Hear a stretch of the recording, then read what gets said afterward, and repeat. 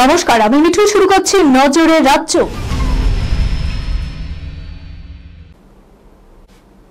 নির্ধারিত সময়ের অনেক আগেই বর্ষা প্রবেশ করেছে দেশে। আগামী দুদিনের মধ্যে মৌসুমী বায়ু প্রবেশ করবে বাংলায়। মঙ্গলবার উত্তরবঙ্গে বর্ষা ঢুকবে বলে অনুমান আবহাওয়াবিদদের। দক্ষিণবঙ্গে বুধবার থেকে ভারী বৃষ্টির পূর্বাভাস। উপকূলবর্তী জেলাগুলিতে বৃষ্টির সম্ভাবনা বেশি থাকবে। প্রায় গোটা সপ্তাহ জুড়ে বৃষ্টির সম্ভাবনা রয়েছে। উত্তরবঙ্গে প্রাক বর্ষার বৃষ্টি শুরু হয়েছে। বুধবার থেকে বৃষ্টি বাড়বে। আগামী 27 মে মঙ্গলবার নিম্নচাপ তৈরির প্রবল সম্ভাবনা রয়েছে। পরবর্তী দুদিনের মধ্যে শক্তি আরো বাড়াবে এই নিম্নচাপ। তার জেরে বুধবার থেকে দক্ষিণবঙ্গের সব জেলাতেই ঝড় বৃষ্টির পূর্বাভাস। রবিবার দক্ষিণবঙ্গের সব জেলাতেই ঝড় বৃষ্টির পূর্বাভাস রয়েছে।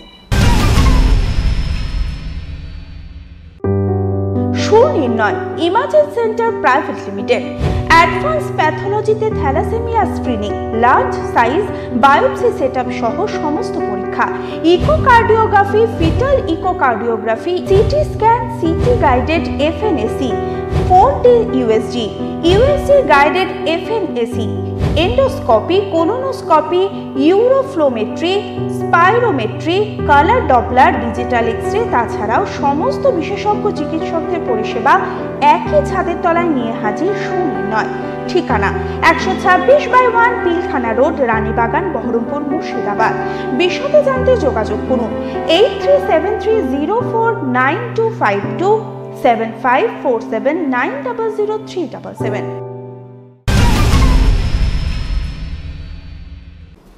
প্রসবের জন্য কলকাতার এক বেসরকারি হাসপাতালে ভর্তি হয় এক প্রসূতি।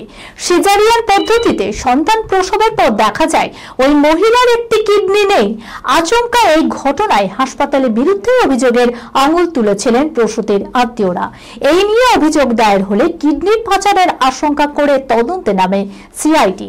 যে চিকিৎসক প্রসূতির অপারেশন করেছিলেন সেই চিকিৎসকের কলকাতা ও বর্ধমানের বাড়িতে শনিবার হানা দিয়ে রাতভর তল্লাশি চালায় সিবিআই।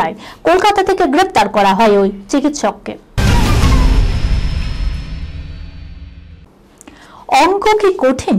জীবনের অঙ্কগুলো শক্ত, কিন্তু ভালোবাসার জোর থাকলে, আরো বেঁধে বেঁধে থাকলে তার সমস্যার সমাধান কিন্তু হয়ে যায়। এই সোজা সাপটা সহজ কথাটা গল্পের মাধ্যমে বলেছেন পরিচালক সৌরভ পালৌধি। অঙ্ক কি কঠিন আসলে সেই সব মানুষের গল্প যাদের জীবনে পাওয়ার তুলনায় না পাওয়াটাই সিংহভাগ জুড়ে থাকে, আর থাকে দাঁতে দাঁত চেপে বাঁচার লড়াই। এই ছবির মূল চরিত্র 3 খুদে, যাদের স্বপ্ন একটাই, হাসপাতাল খোলা। তাও আবার আব্বুলিশ বাড়িতে। আব্বুলিশ বাড়ি হলো মাঝপথে আটকে যাওয়া একটা বহুতল, যা আইনি জটিলতার কারণে পুরসভার অনুমোদন পায়নি। 3 জনের অভিনয় অত্যন্ত সাবলীল এবং প্রাণবন্ধ, যা ছবির শেষ পর্যন্ত দর্শকদের মাতিয়ে রাখে।